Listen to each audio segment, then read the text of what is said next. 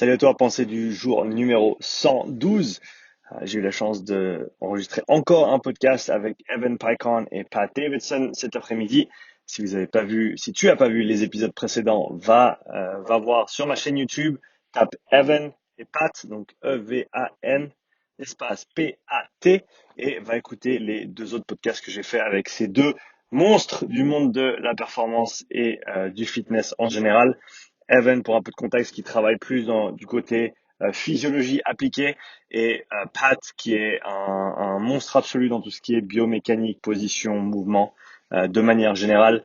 Donc les deux ont des points de vue qui sont toujours extrêmement intéressants parce qu'ils partent de points de vue très très différents et ils arrivent très souvent à des conclusions qui, si elles ne sont pas similaires, se recoupent largement et de manière très très élégante en général, ou en tout cas assez souvent.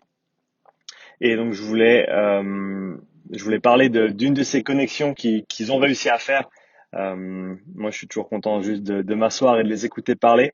Et une connexion qu'ils ont fait aujourd'hui, alors Evan parlait de l'entraînement en sprint, de l'utilisation de l'oxygène, de la vitesse à laquelle quelqu'un peut utiliser l'oxygène. Et en parlant donc d'une étude qu'il a fait récemment, alors une étude qu'il a pas publiée, mais qu'il a faite avec un de ses athlètes sur 36 semaines d'entraînement, et ensuite avec un groupe d'athlètes également par la suite sur une durée un petit peu plus courte. Et en gros, il a corrélé de manière extrêmement étroite. En gros, il y a une corrélation linéaire, ou inversement linéaire, entre la vitesse à laquelle tu peux utiliser l'oxygène qui est à disposition dans le muscle, mesuré par un senseur de NIRS, par exemple, donc par exemple un MOXIE. Donc il y a une corrélation inverse directe entre la vitesse d'utilisation de l'oxygène et la puissance générée sur un airbike, par exemple. C'est-à-dire que plus tu utilises rapidement l'oxygène, plus tu vas fournir de puissance. Ce qui, encore une fois, va complètement à l'encontre du modèle bioénergétique de base, où on parle de cette filière phosphocréatine d'abord, ensuite filière glycolyse, ensuite filière aérobie. Encore une fois, des concepts que j'ai revus dans ma présentation sur les filières énergétiques de l'année dernière, donc va checker la présentation si tu l'as pas encore regardée, et laisse-moi un commentaire dessus s'il te plaît. Merci beaucoup. Et donc en gros, plus tu utilises rapidement l'oxygène, plus tu vas fournir de puissance. Et donc Evan disait ensuite, donc au bout d'un moment, en fait, le fait d'utiliser ton oxygène, tu vas pouvoir l'améliorer, mais le paramètre apport d'oxygène, tu vas pouvoir l'améliorer également. Et dans un contexte de sprint, on ne parle pas d'un apport en oxygène qui va être, on va dire, largement influencé par le système cardiovasculaire, on va dire cardiaque, et par le système pulmonaire ou respiratoire. On va vraiment avoir un besoin énorme au niveau de la réactivité vasculaire. Donc, les artérioles, les capillaires, à quelle vitesse on peut les vasodilater ou les recruter, les utiliser pour amener un maximum d'oxygène possible en un temps très très court pour subvenir aux besoins d'oxygène qui sont énormes lors d'un sprint.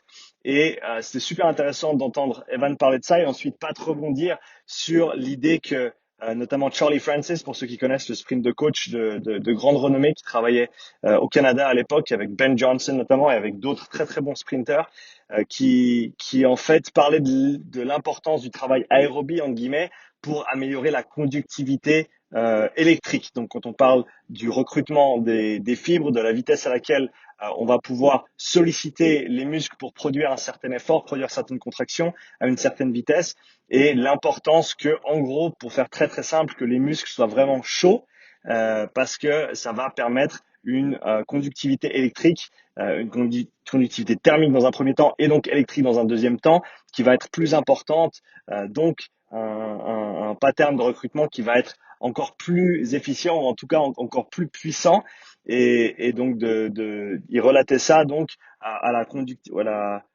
réactivité microvasculaire, donc la microvasculature qui va être très très réactive, qui va permettre un flux sanguin plus conséquent, qui va permettre un flux sanguin plus conséquent à tous les niveaux du muscle, au niveau profond, au niveau superficiel, autour du maximum de fibres possible, qui va donc engendrer une conductivité thermique plus grande et qui va donc permettre une conductivité électrique plus importante.